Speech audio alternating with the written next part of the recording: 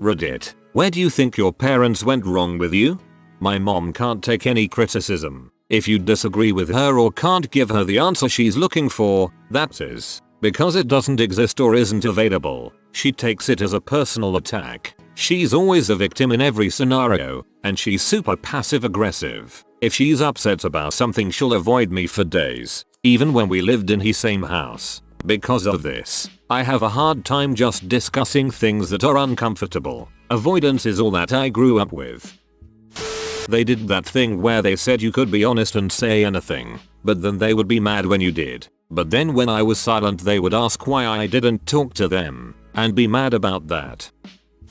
By being stupidly overprotective, it took a lot of working on myself to get over being so socially awkward. I still can't really stand up for myself and am terrified of confrontation today. Basically, my parents were carbon copies of Butter's parents on South Park. My parents never really showed failure as an option, as well as never thought of me as good enough for anything, sometimes making me feel useless. So now I can't handle failures well, nor do I think I'm doing anything right, or at least not doing anything good enough. It's a great combination to have, really. Homeschooled me until grade 11. I turned out a grade A douche because I didn't realize you couldn't talk to strangers the way you talk to your little brother.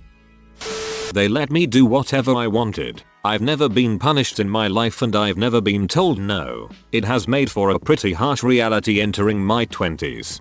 It's weird, I was in the same situation where I've never been punished, yelled at, had a curfew, or told no, but somehow I turned out to be a total freaking square. I never pushed my limits, never stayed out late, never asked for too much, always got good grades, didn't drink, never lied. I can't explain it.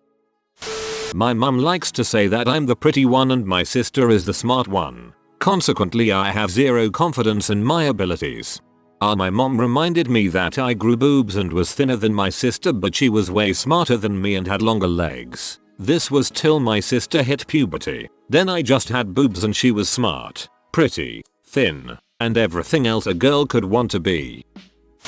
My parents were Christian Asians, so that alone leads to some crazy stories. My parents always accused me of everything, even referring to false evidence, or threatening me with evidence that clearly wasn't there, in order to get me to confess to whatever they wanted me to. All of my good grades and positive things in life were by the grace of God, and all bad grades and negative aspects of my life were of my fault alone. I basically live a double life now. My parents see this innocent, Christian, soft-spoken girl. I lie with no consequences and became very emotionless and disconnected to everything that goes on in my family. Right now my mom has cancer and I didn't even react to the news. After my mom died when I was 13, right before starting high school, my dad started overworking himself and would leave my sister and I randomly for days to weeks to months at a time. He would leave $20-50 for food for us. But that only goes so far when it's 3 months. My mother was the breadwinner and I think he was concerned about keeping our lifestyle, keeping his job. His industry was hit very hard in the recession, and I think in a way it's how he dealt with his grief, by escaping. However, my sister and I were both preteen girls entering high school, a really important time in a girl's life to bond with their mothers. We stayed at friends' houses a lot, had trouble getting to school and back. We had a long commute, and our clothes were terrible. One teacher of mine noticed I had developed a phobia that constantly had a pattern of deadlines or countdowns. Authorities were called when I had a kidney infection turned blood infection. Another school mother was a doctor and happened to chaperone at a school function and diagnosed my pain immediately. The doctors at the hospital were amazed by my pain tolerance, but in all honesty I was afraid of costing my dad more money in hospital bills and thought that since nothing is bleeding, it was a question of mind over matter. The Catholic school my dad was insistent we go to was expensive but was determined we would go despite the huge financial burden. After gathering context clues from my sister and I, the school actually offered to only charge my dad $100 a month for both of us to attend from a previous $2,000 per kid per month tuition. Extremely generous of them. I still struggle with the phobias that developed during that time, although it's much better now. My sister seemed unaffected up until college. where I personally think the combination of strict religious doctrine and being emotionally abandoned by our dad so soon and for so long after our mother's death caused a psychotic break that triggered schizophrenia with a fascination of heck, the devil, and my dad being an imposter. My dad wasn't a drunk, a gambler, or a druggie, but at 11 and 13 years old we really needed him those next 7 years. Fortunately, other school mothers and teachers saw certain warning flags and did their best to compliment us, take us shopping, bring a home-cooked lasagna over and the like. It really meant the world to us. The nagging. Encouragement helps to motivate and put a positive vibe in the air. Nagging, however, only teaches me to associate that task with the dread of having to sit through another relentless, repetitive conversation in which nothing is accomplished, and the same sentence is uttered maybe 6 or 7 times. Anytime someone nags me about anything, it effectively delays the desired action by a few days. Not intentionally, but the dread makes me put it off. The problem here is that they relentlessly nagged me about all the important stuff. Back in the day when this was an issue for me, my mindset was something along the lines of now I don't just have to accomplish the original task, I have to cope with the nagging, fend it off, wait a while to avoid positively reinforcing it, then accomplish the task. In hindsight, that is probably not the most effective approach to dealing with this problem. Honestly, I love them so much, and I don't think I could bring myself to say this, but I feel like they never gave me enough attention during critical years in my youth. They kind of did what all parents did during the whole ADHD scare of the early 2000s. They couldn't understand why I had no problem focusing on video games, but I never focused on school. Instead of asking me or sitting down to play a game or two with me every once in a while or take me out to places, they pumped me full of meds to calm me down and help me focus in school. I didn't have problems focusing in class. I just hated doing homework on subjects that I already knew or taught myself. I always aced my tests and took notes on stuff I didn't know. I was a smart cookie. I loved learning. I just hated mind-numbing work for the sake of work. When one med didn't work, they'd put me on another, and another, and another. In the span of 5 years, I went on about 6 different ADD meds. It fricked me up real good. I went into deep depression for a year and started cutting my chest and legs. I had crazy mood swings. About 7 years ago, during the summer break between 10th and 11th grade, I started anonymously sending threats to a girl from my school. I didn't even know her, but I liked scaring her for some reason. I never had any plan to act on it. I just did it for the attention. It caught up to me and I got a visit from a police officer about a week later. He sat down with me and my parents and gave me a little slap on the wrist. I finally broke down and told my parents that I was depressed and that I hated taking my meds. They immediately threw my medication down the sink and took me out to lunch. We talked for a few hours and told me how much they love me. They convinced me to go to a therapist so that I had someone to talk to. I'm glad they did that for me, and I'm sure that if they could go back in time, they would have spent more time working with me when I was younger. That's what I think they did wrong with me. My mom hid my NYU acceptance letter from me. It was my dream school, and I didn't think I'd get in when I applied. I never got a reply from the school. I assumed that I got rejected. I was very sad, and ended up going to a public university. I found out about this 6 years after I started college. Not breaking up earlier. My parents never married and stayed together for 14 years in a totally dysfunctional coexistence in order to try and protect me from a breakup until my dad couldn't take it anymore and told my mom to move out when I was 14. The only thing that they did by staying together that long was to make me deeply afraid of commitment and relationships, fearing that they might end up like my parents. They would argue all the time and afterwards they'd take their frustration out on me and get mad at me for the smallest things. However, I can't be mad at them about it now, because although they fricked that up, I know both of them worked their butts off so that I could have a better future. They realized I would stop crying and whining if they gave me whatever food I wanted. So now I grew up a fat kid and I'm still working on getting rid of it. This is really common, and people don't really outgrow it. I work at a church nursery, and when kids start pitching a fit when their parents leave, I hate to give them Cheerios to stop the tears, but it works. My parents didn't make me do anything. I was homeschooled, and they didn't push me to do my best. I never remotely performed to my full potential in school, and it has made me lazy in certain ways as an adult. Also, they blatantly ignored my anxiety for years while I was growing up. No doctor's appointments, nothing, not even when I stopped eating for long periods of time.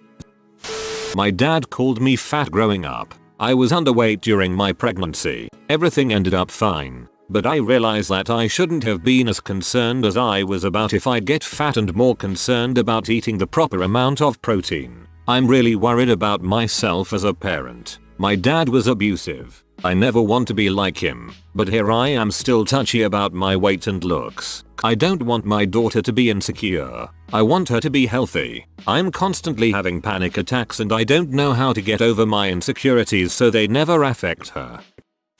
My mental illness. I struggle with anxiety and depression, but when I told them there was something wrong with me, that I worried myself to the point of being too afraid to leave the house, too afraid of judgment to have social interactions, too sad and overwhelmed to even get out of bed or shower, they told me to snap out of it, that I just needed to handle stress better. Finally, it was when I survived trying to kill myself that I brought myself to the doctor, alone. Even then, my parents told me not to go on medication, not to seek therapy, and I simply told them that if things continued the way they were that I was not going to make it. Turns out, they chose not to tell me until after I was in treatment that depression and anxiety both run in my family. They still refuse to say that I have a mental illness and tell me all the time to get off medication as soon as I can. But now I have a job, I'm doing well in college and I have a more active social life than ever. I was mad at myself for waiting so long to get help. I think my parents didn't listen to me enough as a kid. I got bullied a lot, and the only advice my parents would give me was to be a man. Like crap, mom and dad. My balls are still the size of peanuts. How can I be a man? Anyways, I have a huge trust issue with authority figures, and it's culminated into my being labeled as belligerent. I noticed it wasn't right when a Spanish coke dealer was telling my mom she shouldn't be asking me to drunken babysit her at an Aussie concert when I was 12. I'm someone who didn't have parents. They were there literally, but they had zero parental instincts. I've been in therapy support groups. I noticed in other people and myself that there is a part of the brain that expects someone to pop up and take care of you when you are an adult. If you were not taken care of as a child, that doesn't happen, especially the way the brain wants it if it never had it. One woman in my group, who was 35, was headed toward becoming a bag lady. She was sleeping in public parks. She wanted her parents, or someone, to rescue her. No one does. If someone seems like a rescuer of another adult, they are probably pathologically controlling and you will pay for being rescued. I've found that I just have to accept that there's that yearning in my brain somewhere, to be taken care of, to want to know what that's like. I try to take the best care of myself that I can, because that's the end result of good parenting anyway, taking good care of yourself. When a child says someone touched them inappropriately, listen to them. Don't say you're too young for that, or why do you always have all these weird urges, or why are you so weird. Religion reinforced physical emotional abuse. Took me 26 years to realize the depth of how much it fricked me up. I hope I found the bottom anyway. It was tough to come to terms that with all my anger, control issues, manipulation, etc. almost screwed up my marriage, but things are getting much better. Don't freaking hit your kids. Treat them well too. Not beating your kids doesn't make you a good parent. They constantly reminded me how charming and handsome I was. Naturally learned how to skate through life by using this to my advantage. Sometimes I make myself laugh and admire how dashing I am. They sculpted me into a regular narcissist. I love it. I hate it. Probably a bad person. Thanks, mom. There is nothing with a little narcissism as long as you are self-aware. Well, my mom could have not lived in her room, doped out of her mind, for most of my childhood. Then maybe she would have noticed how I was often left at home when my stepdad took my brothers and sister somewhere. My dad could have actually been a father, and my stepdad could have been less of a dong. My single mom let me get away with a lot. I kind of raised myself and now have issues with structure and authority. Yai.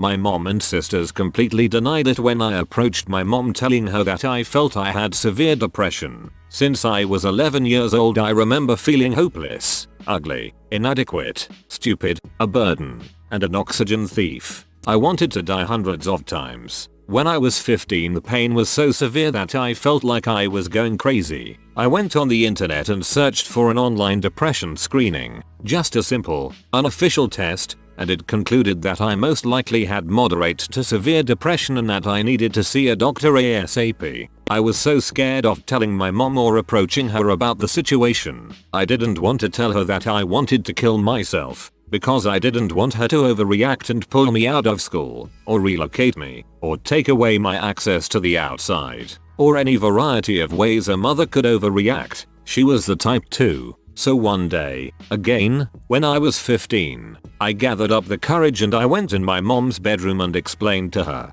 choked up and misty-eyed, that I felt I had depression. I wanted to see a doctor to get it diagnosed, or maybe see a therapist. I explained that I used the depression screening test online and that I thought I needed help. The first thing my mother said to me was, "You aren't depressed, you're just a teenager." I never asked her for help again. Apparently she gossiped to my 2 older sisters, and the middle sister approached me a few days later and said you don't have depression. I felt the same way when I was your age, and it went away in like a year. My depression has been around for 8 years, and I'm positive that it isn't normal teenage behavior to have suicidal thoughts. But I guess they didn't know that part. A couple years ago I overheard my mom talking to one of her friends on the phone. My oldest sister told my mom that she wanted to die, and she supported her. My sister got counseling and was put on medication for her bipolar disorder. Now everything's peachy. I just wish my mom recognized how desperately I needed help. I felt abandoned. I still feel abandoned.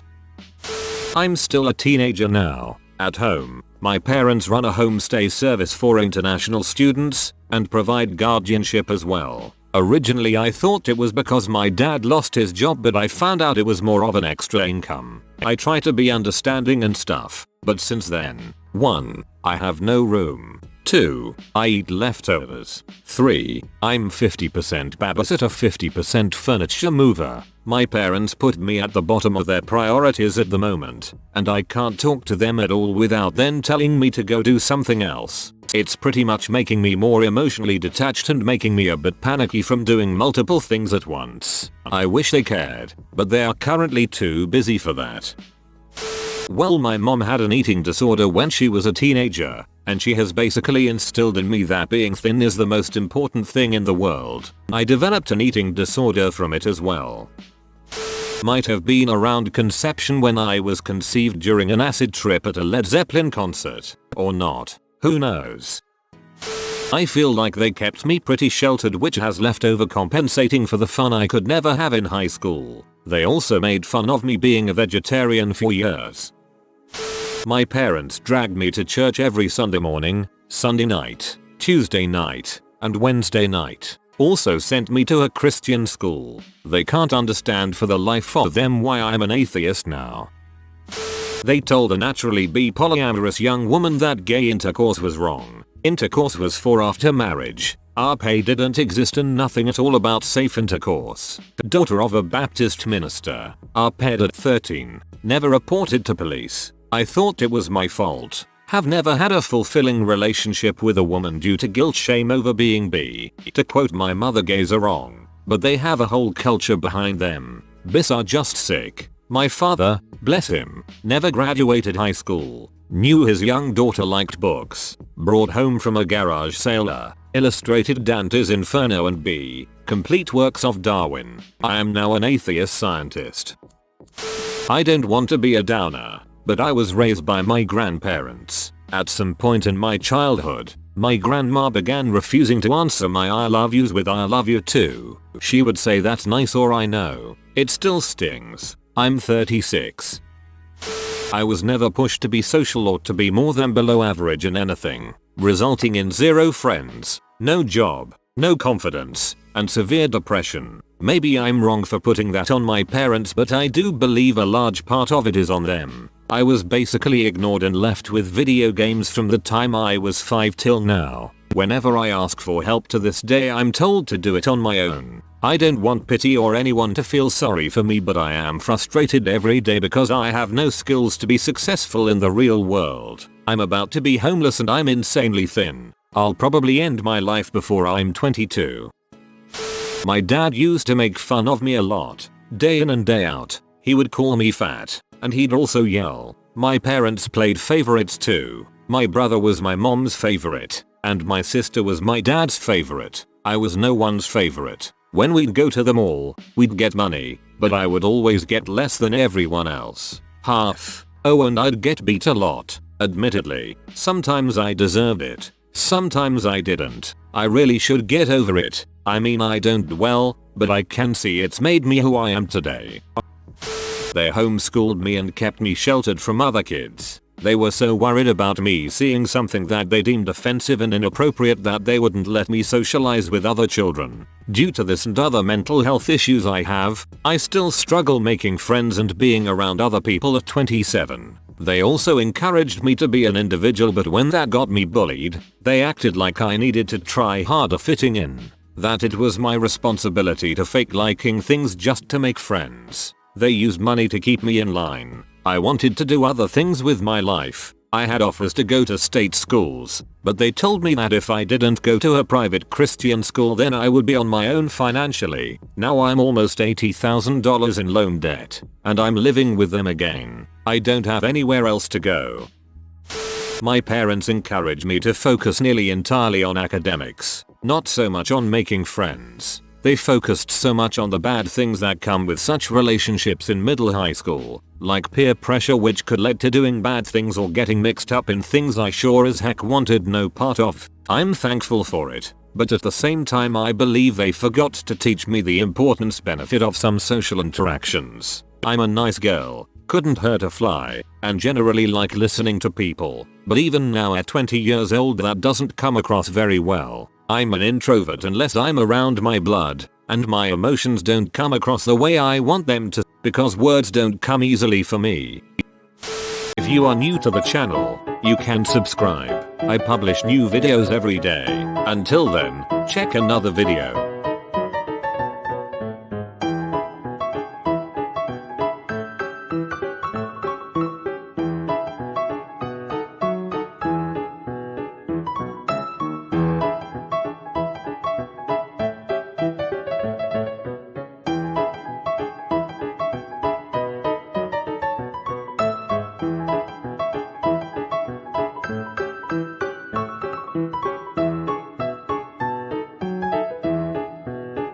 Bye for now.